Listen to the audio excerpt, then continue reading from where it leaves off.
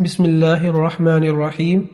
رسول اللہ صلی اللہ علیہ وسلم نے ارشاد فرمایا، بے حیائی جس چیز میں بھی ہو اسے عیب دار بنا دیتی ہے، اور حیا جس چیز میں ہو اسے خوبصورت بنا دیتی ہے۔ سنن ابن ماجہ، حدیث نمبر 4185۔ رسول اللہ صلی اللہ علیہ وسلم نے ارشاد فرمایا، تم میں سے ہر شخص ذمہ دار ہے اور اس سے اس کی ذمہ داری کے بارے میں پوچھا جائے گا۔ صحیح بخاری، حدیث نمبر 893۔ رسول اللہ صلی اللہ علیہ وسلم نے ارشاد فرمایا، جو شخص خوشبو پیش کرے اسے رد نہ کرو، کیونکہ یہ جنت سے آئی ہوئی چیز ہے۔